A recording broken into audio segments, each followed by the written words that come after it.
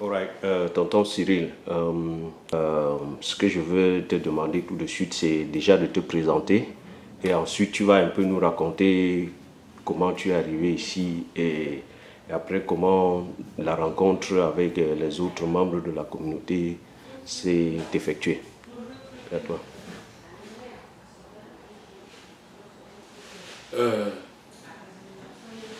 Tout d'abord, je vais vous remercier pour cette initiative parce qu'il est extrêmement important que, n'est-ce pas, ceux qui viennent après sachent qu'il y a eu des gens avant eux.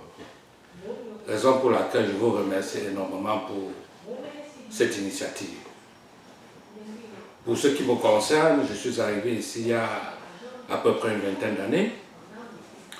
Je suis passé par l'Afrique de l'Ouest, la Côte d'Ivoire, et c'est bien après la Côte d'Ivoire que je suis arrivé aux États-Unis. Toujours à la recherche de la vie. Ah, je suis arrivé ici au début des années 94. Ouais, 1094. 94, c'est ça. Ok. Et, en tant qu'ancien de la communauté camerounaise à Chicago, quelles sont les grandes étapes de l'installation de la communauté ici? Quelles sont les différentes phases que, vu du point de vue d'un ancien que tu es? Les phases, effectivement, j'arrive à Chicago, je trouve des personnes, des Camerounais sur pied, c'est une petite communauté. On peut avoir quelques noms que tu as rencontrés? Il y a le professeur Batin, le docteur Batin qui était là, il y a le frère Célestin Nunquois du côté francophone, et j'ai connu du côté anglophone Ninjonta, et d'autres noms, je ne les ai plus, je n'ai plus tous les noms, mais déjà il y avait une communauté camerounaise, une communauté qui était même déjà bâtie parce que quand j'arrivais, nous avions ici le CAMSA, l'association des étudiants camerounais, Cameroonian Student Association. Nous avions cette association et c'est à travers cette association qu'on rencontrait les Camerounais. C'est une très grosse association, malheureusement, quelques temps après, bon, les divergences de point de vue, machin et tout, l'association s'est disloquée. Et, bon, donc je me dis que quand il y a une personne, quand les premiers, n'est-ce pas, suivent un chemin, généralement, les autres viennent et suivent ce chemin. Quand vous regardez un peu l'histoire des Chinois, quand ils arrivent à Chicago, leur première chose c'est le restaurant. Et vous allez voir qu'il y a une panoplie de restaurants chinois. Et après d'autres choses se créent, après ça, c'est-à-dire les institutions financières et autres. Mais déjà au début, c'est la chose qui permet à cette communauté de ce côté de pouvoir vivre. Le transport. Bon, il y en a qui ont fait, il y a beaucoup qui ont fait leur bonheur là-dedans et qui font leur bonheur dedans, qui élèvent les enfants. Bientôt, on aura de superbes enfants ici, n'est-ce pas, grâce à ce transport. Bon, pour moi, j'ai toujours pensé que le transport était un bon tremplin, mais on se rend compte qu'on fait sa vie dedans. Et voilà. Ah, ok. J'étais dans le transport. En fait, j'ai été le premier, n'est-ce pas, de notre... les gens, en fait, m'ont suivi parce que la seconde personne qui me suit, c'est Paul. Et bon, et les autres viennent après. Ah, ok. Maintenant, en tant qu'ancien, bon, avant de te laisser partir, bien évidemment, on ne peut pas partir sans faire une prospection de la communauté. On a encore la chance que tu es là, encore dynamique. Tu as occupé des fonctions, tu continues d'en occuper au sein de la communauté. Et avec cet œil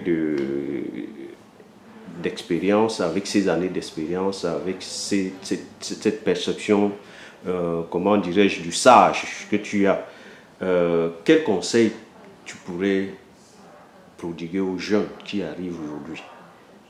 et qui veulent s'installer ici et faire leur vie? Chicago, c'est la ville de l'opportunité. J'ai eu la chance ou l'opportunité de connaître les autres États, hein, les personnes qui vivent dans les autres États. Et quand je regarde Chicago, les opportunités sont immenses. Il faut ouvrir l'œil. Le tout, ce n'est pas le transport, parce que beaucoup de gens sont venus et se sont figés dans le transport. Non, il y a des opportunités, il y a tellement de choses. Il faut s'éduquer, il faut aller à l'école, il faut apprendre les petits métiers. Et à partir des petits métiers, on grandit. C'est le conseil que je donnerai à tous mes petits frères. On n'a pas toujours besoin, n'est-ce pas, tout de suite, de passer par un master. Non. Vous pouvez passer par un petit certificat dans un collège, dans un community college, et à partir de là, apprendre un métier qui va vous permettre de grandir. Et à partir du moment où vous êtes dans ce métier, les autres vont vous regarder et ils vont vous demander comment est-ce que vous avez fait. Ils vont vous suivre. Un ou deux. Mais avoir cet esprit de partage. Dès que vous évoluez, donnez aux autres. Le gâteau est immense. Le gâteau est immense, tout le monde peut avoir une portion là-dedans. Donc n'ayez pas de crainte pour pouvoir, n'est-ce pas, partager votre expérience, partager votre réussite. Il y a de l'opportunité, nous tous ici, nous pouvons bien vivre. Ok. Maintenant, juste pour finir, hein, quand tu regardes l'organisation de la communauté aujourd'hui, il y a l'association des Barantés, il y a l'association des Bafans, du Honkam, il y a l'association des Bamoun, et les anglophones sont de leur côté. Il y a même eu une organisation naissante dont on ne sait pas trop ce que c'est devenu, l'association des Sawa.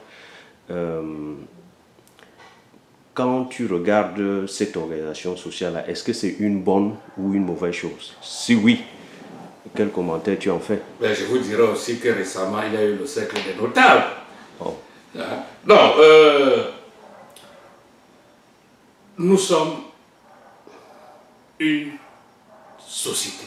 Et nous sommes, n'est-ce pas, tous des Camerounais. Et je parlerai surtout de ce côté, le côté anglophone, je ne maîtrise plus. Notre côté, le côté francophone, il y a eu Kabak, il y a eu l'association des Bamileke, et après l'association des Bamileke, il y a eu Fissure parce que il y a eu les micro-associations qui se sont créées. Malheureusement, ça s'est fait dans un désordre. Tout n'a pas été organisé. Voilà pourquoi aujourd'hui j'essaie de me battre comme je peux pour que toutes les choses reviennent à la base. C'est-à-dire revenir à la base, revenir à la base, ça veut dire que ces associations reconnaissent le bilan, par exemple, qui est l'association mère des Bamileke. Et à partir de là, n'est-ce pas, tout devait être organisé. Si bien que, n'est-ce pas, la communauté Bamileke soit eux. Et c'est un peu ça, c'est un peu dans ce sens-là. Quand je pensais à l'époque à la création du cercle, n'est-ce pas, des notables, c'est tout simplement parce que il y a eu des micro-associations qui se sont créées dans le désordre, et puis là, c'était pratiquement impossible au binôme de pouvoir regrouper toutes ces micro-associations et rendre tout le monde puissant, c'est-à-dire que le bilan puissant, les associations de BAFA, mais dans un cadre bien, n'est-ce pas, c'est comme ça qu'on peut facilement vendre notre culture. Ok. De l'association des étudiants jusqu'à Binam, en passant par d'autres, il se peut qu'il y aurait un problème à la base, c'est-à-dire qu'est-ce qui fait que ces associations-là se disloquent au bout d'un temps?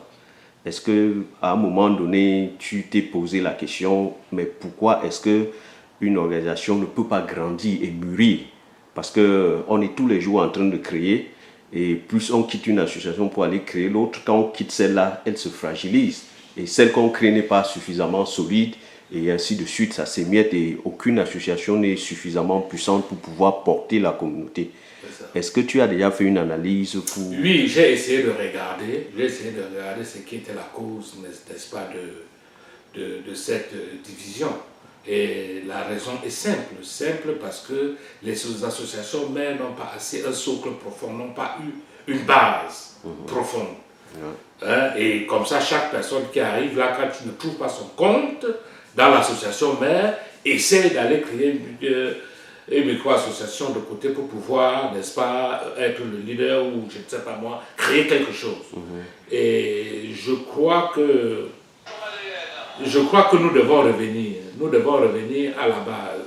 Ça, c'est mon souhait, que nous revenons à la base, que nous créons, parce que, vous savez, quand on parle de ce pays, surtout Chicago, que je connais, quand vous vous promenez un peu dans la ville de Chicago, vous voyez la culture de ce pays. Hein? Et vous comprenez que, n'est-ce pas, ce pays est fait de microcultures venant de partout. Donc nous pouvons apporter notre brique pour la construction culturelle de cet édifice. Hein? Donc, et on ne peut pas le faire seul, on ne peut que le faire quand on est unis. Quand on est unis. Et je demande aux petits frères, n'est-ce pas, de penser, n'est-ce pas, à notre culture. C'est la seule chose qui nous reste quand on a tout perdu, de penser à notre culture. Et puis, bon, ils pourront un jour transmettre à nos enfants ce que, n'est-ce pas, les anciens leur ont, n'est-ce pas, laissé. Ok. Actuellement, je l'ai déjà promis plusieurs fois. Dernière question. Lorsque tu parles de la gestion des associations, tu as soulevé un problème de leadership et tu as évoqué le cercle des notables. Est-ce que tu penses que le regroupement des notables est susceptible d'assurer un leadership? Aujourd'hui, je suis très sceptique. Aujourd'hui, je suis très sceptique parce que l'idée que j'ai eue au départ avec mon frère Philippe Gundan, et notre président actuel du binôme Gertrude Rocher, la vision que nous avons eue à chevaucher. Hein, et je crois que ça va prendre du temps pour qu'on revienne sur la première idée.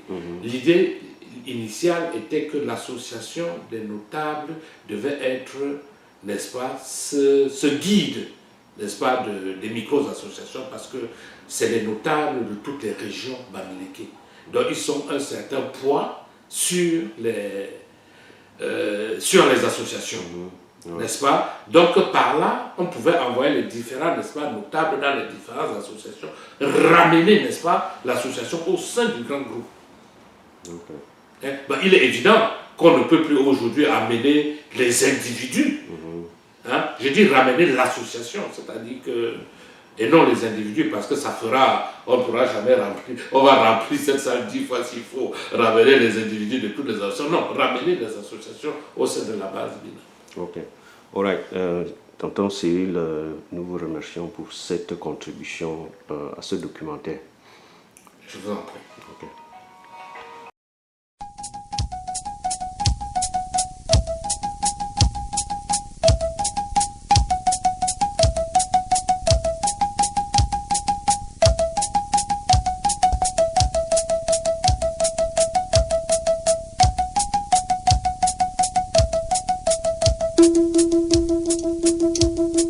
Jampieza y eso